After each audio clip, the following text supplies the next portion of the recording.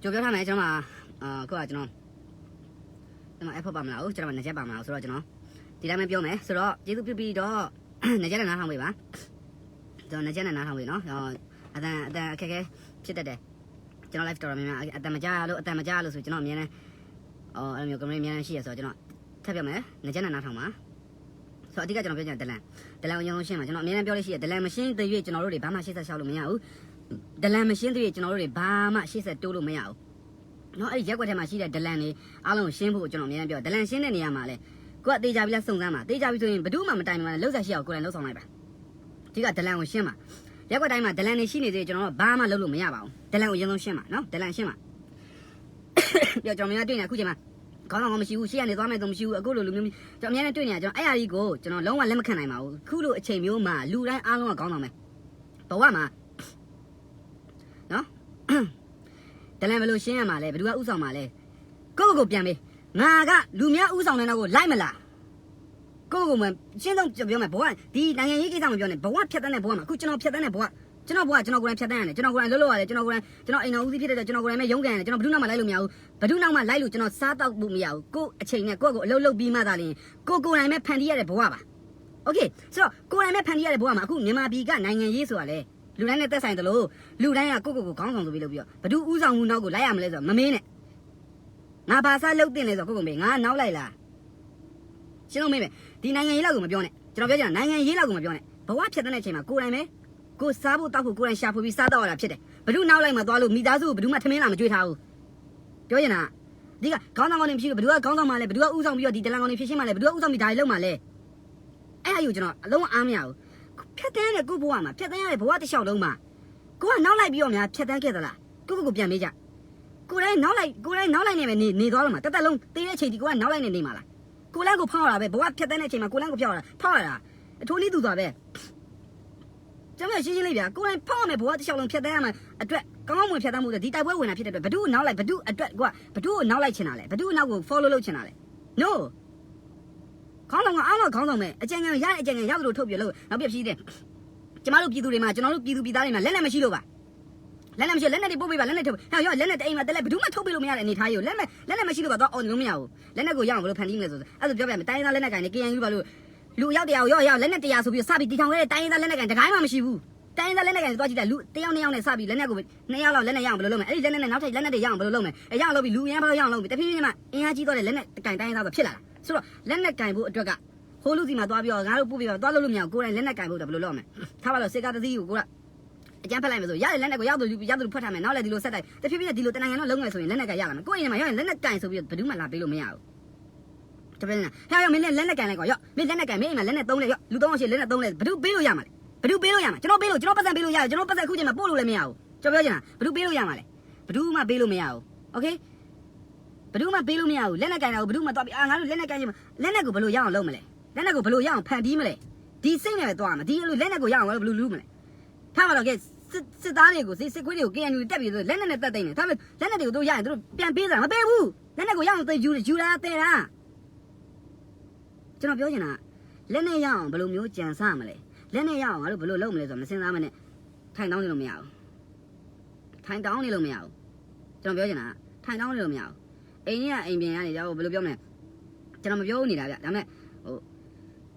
လူတော်များများလက်နဲ့ကန်တိုင်းသားတွေဝင်ဖို့ကြိုးစားနေကြတယ်ဒီရေတံကုန်းတဲ့ကိုမသိတဲ့နေမြေမှာကိုဘယ်သူမှမသိဘဲနဲ့ပြစ်သက်ခံရမယ့်အနေထားမှာသွားပြီးတော့လက်နဲ့တွေကင်ဖို့ကြိုးစားနေဆိုင်ကိုရက်ကွက်ကိုလန်းနေကနေကိုမြို့နယ်ထဲမှာလက်နဲ့ဘယ်လိုရမလဲဆိုတော့စဉ်းစားလို့မရဘူးဒီစစ်ခွေရတယ်ဘလူးအန်ဘယ်လောက်ရှိမှာလဲကျွန်တော်ပြောချင်တာကျွန်တော်ထင်တာ29ရက်နေ့ဆိုအမှန်ကန်ပြန်ကျွေးနေနေပေါ့အမှန်ကန်ပြန်ကျွေးတဲ့နေ့လို့ထင်တာဘာလို့ဆိုတော့သူတို့ဒီတက်မတော်နေလို့လူတော်များများတက်မတော်နေမှာရောက်နေကြတဲ့အချိန်တော့မှအားတို့အမှန်ကန်ကျွေးပြီလို့ထင်တာလေကျွန်တော်ပြောရှင်းလေးလက်မမှာဆန္ဒမပြနိုင်ဘူးပြဒါပေမဲ့လက်မမှာဆန္ဒပြတယ်ဘယ်တော့စောက်ကြီးစိုက်တဲ့ထဲမှာမပါဘူးကိုရီဆန္ဒပြဒီကောင်းနေချင်းနောက်မှာလဲကိုရီလူချင်းတဲ့ဒီမိုကရေစီကိုလူချင်းနိုင်ငံကောင်းဆောင်တွေရှိတာလည်းမဟုတ်ဘူးအခုအချိန်ထိနိုင်ငံကောင်းဆောင်တွေကိုဘယ်မှာထိန်းချုပ်ထားလဲဆိုတာကျွန်တော်တို့ကောင်းကောင်းတိတိကျကျမသိရသေးဘူးအခုအချိန်ထိနော်အခုအချိန်ထိကျွန်တော်နိုင်ငံကန်တကယ်ကျွန်တော်နိုင်ငံကောင်းဆောင်တွေဘယ်မှာထိန်းချုပ်ထားကျွန်တော်မသိရတာတစ်ချက်ရယ်ဒုတိယတစ်ချက်ကဖန်တီးသွားတဲ့ကလေးတွေကိုအားလုံးဒီပါလွတ်တလားဒါမှမဟုတ်ဘယ်လိုလူတွေကိုပြန်လွတ်တယ်လဲနောက်ပြီးဘယ်နှစ်ယောက်တွေတည်တယ်လဲတိကျတဲ့သတင်းဆိုတာရတာနဲ့တယ် ကျွန်တော်မြင်လိုက်ပြောတယ်ကျွန်တော်လူတွေကသူတို့ထဲမှာဒလန်နေမရှိဘူးကျွန်တော်တို့လူတွေကသူတို့ထဲမှာဝင်ရောက်ပြီးတော့သွေးခွဲတဲ့လူမျိုးမရှိဘူးသူတို့ကသာလေကျွန်တော်တို့ထဲမှာဒလန်နေများစွာရှိတယ်သူတို့ကသာလေကျွန်တော်တို့ထဲမှာသွေးခွဲဖို့နေရာတွေများစွာရှိနေတယ်စဉ်းစားကြည့်ရှင်းကြည့်လိုက်ကျွန်တော်ပြည်သူနဲ့သူတို့နဲ့နှစ်ယောက်ရဲ့တိုက်ပွဲမှာရှင်းကြည့်လိုက်ရန်သူဘက်နဲ့ကျွန်တော်ဘက်နဲ့ရှင်းကြည့်လိုက်သူတို့ဘက်ကဒလန်နေကျွန်တော်ထဲမှာအများကြီးရှိတယ်သူတို့ဘက်ကသွေးခွဲတဲ့လူတွေကျွန်တော်ထဲမှာအများကြီးရှိတယ်ကျွန်တော်ဘက်ကသွေးခွဲတဲ့လူတွေသူတို့ထဲမှာဘယ်နှယောက်ရှိတယ်လဲကျွန်တော်တို့ဘက်ကနေဒလန်နေသူတို့ဘက်မှာဘယ်နှယောက်ရှိတယ်လဲကျွန်တော်ပြောရရက်ွက်တစ်ခုမှာဒလန်ကောင်မိသွားပြီဆိုရင်ဒလန်ကောင်ဝိုင်းဟောလုံနေမဲ့အစာဘလို့လောက်ကြမလဲဆိုစဉ်းစားပြီးတော့လောက်ရမယ့်ကိစ္စမှာဒလန်ကောင်မိလို့ဒလန်ကောင်အိမ်ရလူတွေတရားရင်မှာလားဖုန်းဆက်ပြီးအကူကြီးတောင်းမှာပဲရောက်လာမှာပဲသူတို့ကာကွယ်လူတွေရောက်လာမှာပဲနောက်ပြီးအဲ့ဒီဒလန်ထဲမှာနောက်တဲ့ဒလန်ပြည်သူလူဒလန်ကောင်ဟဲ့နေမလောက်ကြနဲ့ဟဲ့နေမလောက်ကြနဲ့ဘလို့ကွက်ထက်ဝင်ကမှာအဲ့ဒါဒလန်အခုလက်ရှိနေထားနေထိုင်နေပြစ်တက်ခံရတယ်နေထိုင်နေဆိုင်ရရိုက်ခွက်ခံရတယ်နေထိုင်နေကားတွေရိုက်ခွက်ခံရတယ်နေရင်ထိုင်နေအိမ်ထဲဒီဝင်ပြီးပတ်စံနေသိမ်းနေတယ်နေထိုင်နေလုံနေတယ်ဆိုတာဒါကလိုအပ်တာထက်ကိုပို့ပြီးတော့တောင်းချမ်းနေတဲ့အနေထားနောက်တစ်ခုထပ်ပြောမယ်အခုမြို့ပေါ်တွေမှာရောက်နေတဲ့စစ်သားတွေကမြန်မာစကားကောင်းကောင်းဝင်တက်တဲ့လူကနဲတယ်နော်လူလိုနားလေမမြင်ဘူးမတောက်ဘူးတဲ့ဟိုးပဲတောကြောင်နေဆက်ကလူတွေအားလုံးပို့ထားတာမြို့ပေါ်ပို့ထားပါလို့တယ်ဒီကောင်လေးသေမှာပဲစစ်တပ်ကလုပ်တဲ့ကွက်တွေလှတယ်ရှေ့မှာလူ၄ယောက်အဲ့ဒီလူ၄ယောက်ရဲ့နောက်မှာလူ၂ယောက်လူ၃ယောက်အဲ့ဒီလူ၃ယောက်ရဲ့နောက်မှာလူ၂ယောက်အဲ့ဒီလူ၂ယောက်ရဲ့နောက်မှာလူ၁ယောက်အဲ့ဒီလူ၁ယောက်ရဲ့နောက်မှာလူ၁ယောက်ကနောက်ဆုံးပြစ်တတ်တာ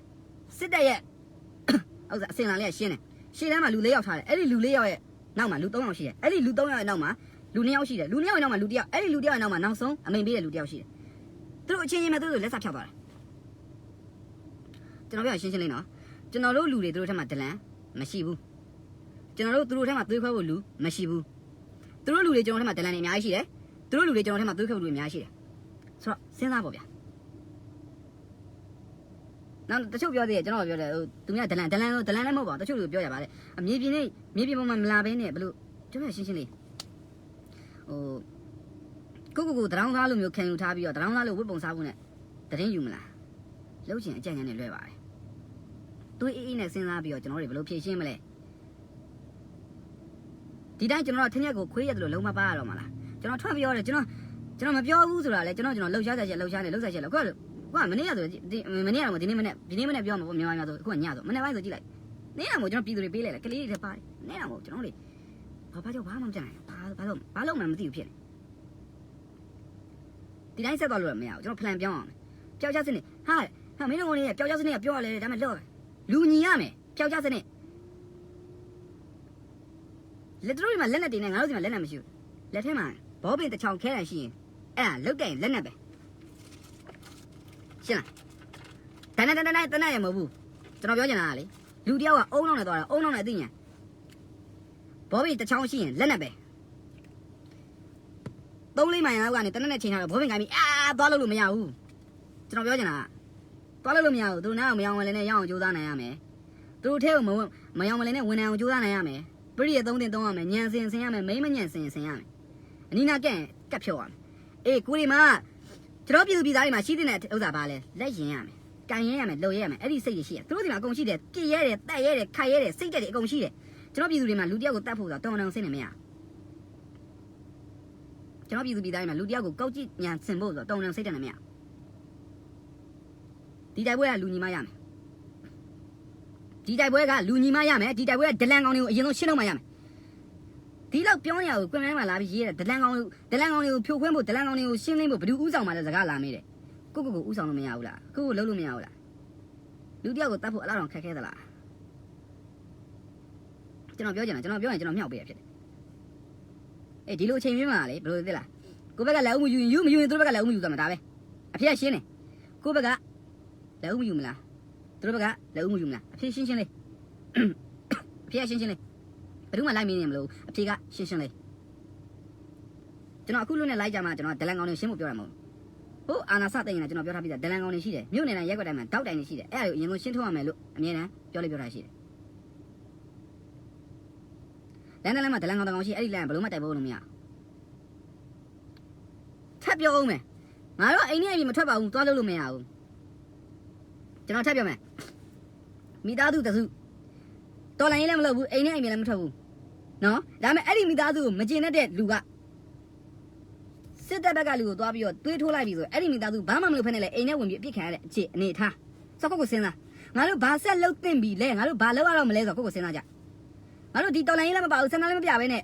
အိမ်ထဲမှာနေမယ်ဆိုပေမဲ့လုံခြုံမယ်ထင်လားကိုမကျေနပ်တဲ့လူတယောက်ကဟာဒီအိမ်ကရောက်နေဒီအိမ်ကဘလို့လူမျိုးပါဒီအိမ်ကဘလို့ဒလန်မာလို့သွားတတိမဲလို့အိမ်ထဲဒီဝင်ပြစ်သွားရင်ဘာတက်နိုင်မှာလဲကိုအိမ်နဲ့ကိုတော့မလုံခြုံတဲ့အနေထားကြီးမှာဘာဆက်လုပ်သင့်လဲပြရှင်းရှင်းလေးကိုအိမ်ကိုတော့မှကိုအိမ်နဲ့ကိုနေတာတော့မှလုံခြုံတဲ့နေထားမဟုတ်ဘူးဆိုရင်ဘာဆက်လုပ်သင့်လဲကိုယ့်ကိုစဉ်းစားရမယ်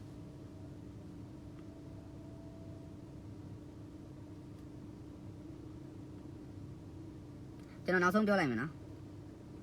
မရှိတဲ့လူတွေကဘဝတွေပေးရတယ်ဒီတိုက်ပွဲမှာကျွန်တော်မြင်နေတာပြောပြမယ်နော်မရှိတဲ့လူတွေကပို့ပြီးတော့စွန့်လွတ်ရတယ်ရှိနေတဲ့လူတွေရှိပြီးသားတွေပါပို့ပြီးဆုံးရှုံးသွားမှကြောက်လို့ငြိမ်းနေကြတယ်ရှိတဲ့လူနဲ့မရှိတဲ့လူနဲ့လူကဒီလိုကွဲနေတယ်တခုပြောမယ်ခင်ဗျားတို့သိရင်သားသမီးမြေမြင့်အကုန်ထားခဲ့ရမယ်လူတောင်ထားခဲ့ရမယ်ဆွေငွေစည်းစိမ်ဆိုတာအလကား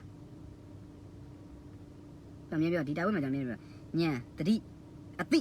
ဒီသုံးခုနဲ့တိုက်မှရမှာဆိုတော့အများနဲ့ပြောတယ်ညံကိုလွှတ်သွားရမယ်ညံဆိုကောင်းတဲ့ညံမကောင်းတဲ့ညံကလိမ့်စိညံစိမိမညံအကုန်လုံးထွက်သွားရမယ်အတိဒီဥစ္စာငါတို့ရှေ့ဆက်ပြီးတော့လှုပ်လိုက်ရင်ငါတို့အတွက်အဆင်ပြေနိုင်မပြေနိုင်ဆိုတာအတိရှိရမယ်တတိသူတို့ဘက်ကငါတို့ဘာတွေလှုပ်လိုက်နေဆိုတတိရှိရမယ်ဆိုညံအတိတတိသုံးချက်နဲ့သွားမှရမှာလို့ကျွန်တော်အများနဲ့ပြောတယ်နောက်ပြီးတော့ဒါကရေရှိတိုက်ပွဲနော်ဒါရေရှိတိုက်ပွဲဆိုတော့ပြောချင်တာကလူတယောက်ကမပါဝင်လိုက်ရင်တော်တော်ကြီးကိုအားနေတယ်တော်တော်ကြီးကိုအဆင်မပြေတဲ့အနေထားကြီးများမပါဝင်တဲ့လူများလာတယ်ဒလန်တွေများလာတယ်အဲ့တော့ပေးလိုက်ရတဲ့ညီကိုတွေနောက်ထပ်ပေးရမယ့်လူတွေအတွက်ကျွန်တော်ကပို့ပြီးတော့ဘယ်လိုရှေ့ဆက်ရှောင်ကျွန်တော်နောက်ဆုံးပြောမယ်ဒီတိုင်းဆက်သွားမယ်ဒီတိုင်းအသက်တွေပေးရမယ်ဒီတိုင်းကဆက်လုပ်နေရဆိုရင်တော့ကိုယ့်အလုပ်ကိုလုပ်ပြီးကိုယ်စည်းပွားရေးကိုရှာပြီးကိုယ့်အကူထမင်းသာစားကြတော့လို့ကျွန်တော်ပြောတော့မယ်ခုကဘယ်လိုလဲပေးတဲ့ပေးဆက်တဲ့လူကမိသားစုတွေပေးဆက်တယ်ဖေးရသေးမေရမယ်ကလေးကိုထားကြတယ်ကလေးကငုတ်တုပ်ကြီးမင်းဟာလင်းရသေးမရဗကြီးတဲ့နဲ့ကြံခဲ့ရတယ်ဟာပြီးတော့ဖေးရသေးတားသေးဘဝကြီးပြတ်တဲ့လူတွေအများကြီးဒါပေမဲ့အစားအသောက်မပြတ်အိမ်တွေမပြတ်တဲ့မိသားစုတွေလည်းအများကြီးရှိတယ်မျှတမှုရှိရလားမျှတမှုရှိရလားကိုဖြတ်တန်းတဲ့ဘဝမှာမျှတမှုရှိရလားကျွန်တော်ထပ်ပြောမယ်ကျွန်တော်တို့ကောင်မျိုးမြန်မာညာရှိနေခင်ဗျားတို့အတွက်မလွယ်ဘူးကံကောင်းတယ်လို့ပြောရမယ်ကျွန်တော်တို့ကောင်မျိုးတော့မြန်မာရှိနေကလင်ချင်းညံစင်တက်ကိုပို့ပြီးတော့ရုံမာတဲ့အကြံဉာဏ်နဲ့ခင်ဗျားတို့အနိုင်တိုက်ပြမယ်အေးငါမြေပြင်မှာမလာနိုင်လို့ငါမွေးချင်းတွေကိုအိမ်နဲ့အိမ်တွေမထွက်ပါနဲ့ပြောတဲ့ထဲမှာငါမပါဘူးရှင်းလားငါမွေးချင်းတွေဖုံးဆက်ပြီးတော့ဒီနေ့အပြင်မထွက်နဲ့နော်ဒီနေ့တောင်းချမ်းမဲ့နော်ဆိုစကားတစ်ခါမှမပြောခဲ့ဘူးဘဝမှာငါလိုက်ပြငါလုံးမင်းတို့ဒီတိုင်းနေမှာလားထွက်ဥစ္စာရှိရလို့ကိုယ့်အနေနဲ့ကိုကြည့်ကြအောင်အသက်ကိုညံဆောင်မင်းတို့အိမ်ထဲမှာနေရဆိုငါနဲ့မပတ်သက်နဲ့အဲ့လိုပြောတဲ့ကောင်ရှင်းလားလူများတွေမျိုးလေဟာအပြင်မထွက်နဲ့ပါညာအထက်မှာငါမပါဘူးကြံခဲ့တဲ့မွေးချင်းတွေအကုန်လုံးသူ့အနေနဲ့သူခေါင်းလောင်နေကြတယ်ရှင်းလားငါမွေးချင်းတွေအားလုံးနေရကဏ္ဍအတီးတီးမှာပါဝင်နေတဲ့လူတွေကြတယ်ဘောပေါက်လားလူများတွေမျိုးလေဟဲ့အပြင်မထွက်နဲ့တော့ဘာဖြစ်ပါညာဖြစ်ပါမပါဘူးငါနဲ့ပတ်သက်တဲ့တငယ်ချင်းတွေတို့ငါနဲ့ပတ်သက်တဲ့မွေးချင်းသားချင်းမှန်တယ်မြအသက်15နှစ်ကျော်တဲ့လူမှန်တယ်မြအကောင်လုံးငါတိုက်ဖို့ဝင်ခိုင်းတာလားရှင်းလားတိုက်ရမှာငါမပါဘူးဟဲ့လူများတွေမျိုးရအောင်6ချီးပေါက်နေတဲ့အထဲမှာငါမပါဘူးရှင်းလား